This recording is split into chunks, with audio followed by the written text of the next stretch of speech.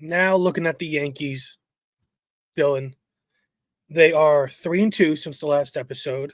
They went 1-1 versus Cincinnati since we last talked, and then went 2-1 versus the A's over the weekend. 48-35 overall, 6-4 in their last 10, somehow, some way. Doesn't feel like it. And they're 1.5 up on Tampa for the division. They're only sending George Lombard Jr., their number one, MLB's number 37 prospect, to the Futures game. Spencer Jones did go to AAA, hitting home run after home run. Can't help but to think that that's trade bait to the highest degree. I thought the same exact thing. I think that they moved him in AAA for trade bait, and are jumping up and down at what they're seeing, thinking, could we like pose him as the next Judge? Look at how tall he is. He's in our system. He hits home runs. Can play center field. But the Yankees, are they getting out of this funk? Is Aaron Judge getting out of his funk? His batting averages fell, 40 points in the last 3 weeks? Yeah, the June swoon hit Judge, hit the Yankees for a little while there, and it seems the return of Jazz Chisholm has kind of lit a fire under this team to some extent. Jazz has come back and been absolutely fantastic. I think the Yankees need to extend him ASAP. This is a guy. It's tough because he doesn't just play one position. So I'd give him a lot. Guess that's the answer. Obviously it depends on years and what he's looking for, but since he has come to New York, the pace he's been on has been all-star-esque when he's healthy. So I'd pay him like he's an all-star about to enter the prime of his career. You talking about 300 plus if you're looking at, if you're looking at years, he's young. Like, this is what we talked about. Obviously, it's him and Soto, different players. This is the divide between us, because I have an idea of like what I would extend him at, and I'm looking at 5 for 125 as being where I think it's a more than fair deal. Well, so you're talking about 5. Are they locking him down for career? Are we getting to 8, 9? Or are we playing a 5 game? We're playing a 5 game. With his injuries and his inconsistencies, I wouldn't, if I had to go 6, I would consider it, but I wouldn't go. I would really want to be at 5. That brings him to 32. Yeah, so I'm thinking if it's going to be shorter, you probably got to pay up more on the AAV, which the Yankees don't like to do, which is why I don't think that they'll do that, and I think that they'll pay him longer. But if 5 was the number, I mean, the guy could play second, the guy could play third, the guy is the best base runner on the team, the guy has the second best pop on the team in terms of consistency, the guy could play center if you need him to. I mean, he's got a lot of leverage walking in there. If it's 5, I'm asking for 30 to 35 a year as the starting point if I'm him. I mean, he's about to enter the prime of his career, and the ballpark's made for him. 30. I would. But I guess conversation for another day, potentially the offseason or when the extension happens. But the Yankees have been good. I do think Spencer Jones is a potential trade piece. We talked about the starting pitching.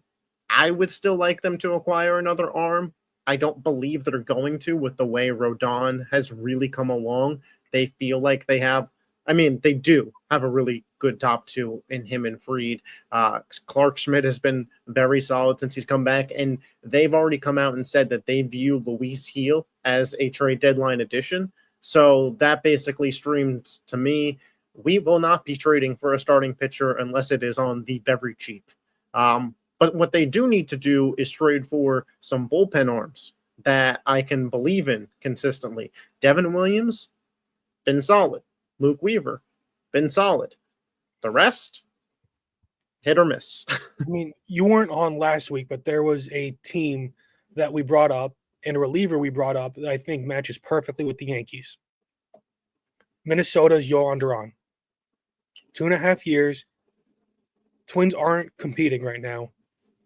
They should sell him at the height of his value. I think he's somebody that will get traded. And then if you maybe eat some money from, let's say, a Carlos Correa to play third base for you, so you can move Jazz back to his natural second. And I mean, what's the package there then? well, you're headlining it with pretty much anybody other than Lombard and Schlittler. Anybody else is fair game. And I think that makes them a exponentially better team because you're getting a high-end back of the bullpen arm, somebody that will be your closer next year because Weaver and Williams are both free agents. And you're getting Correa, who can win, and he can play third for you. Well, I'm not saying I disagree. I don't see them doing it. I think it's more they'll go for a bullpen arm. Yeah, I don't think that the Yankees would be willing to take on Correa, if I'm being completely honest with you. Although I could totally see Correa turning things around completely if he has any kind of change of scenery. But, especially going to New York, where he is most hated. If he can go there. Most hated. Second most. Either way. Well, no, I'm saying that is where he is most hated, is in New York. Like, no one hates Correa more than New York, is more what I'm saying. I'm not saying he is the most hated person. But anyway, the thing, I think that really you shouldn't have to give up too much in this if you're taking on a Correa. I think that taking on Correa's contract is the headliner in any kind of deal because there aren't going to be a lot of teams willing to do it. And yeah, maybe that's the Spencer Jones bait where they're trying to go there. I think that's more enticing, and I think that might be the only thing that makes the Yankees do it is if they don't have to give up much and you're able to deepen your infield significantly because hey, if you want to keep Jazz at third and put Correa at second, you can do that. If Correa is your best option, you wouldn't.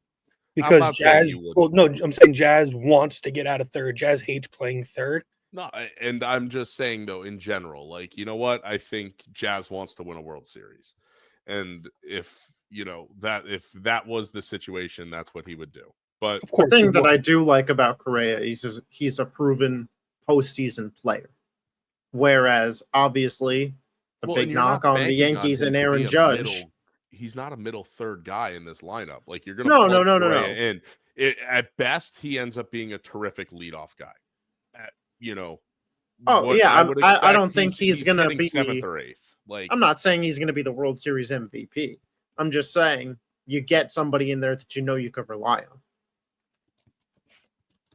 on as a postseason bat.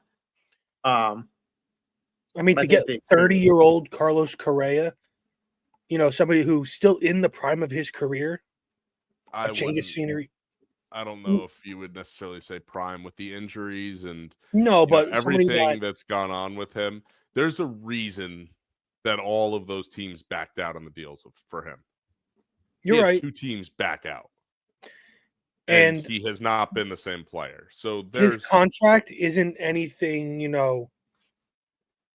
awful. Like, if you look at his contract, looking at Spot Rack, he signed a 6-year, $200 million deal. He's got this year all the way through 2028, making a good chunk of money. Don't get me wrong. 37 this year, 33 next year, 32, 31. But then after that, he's got 4 vesting options that he just won't touch. So you're out of this in 3.5 years.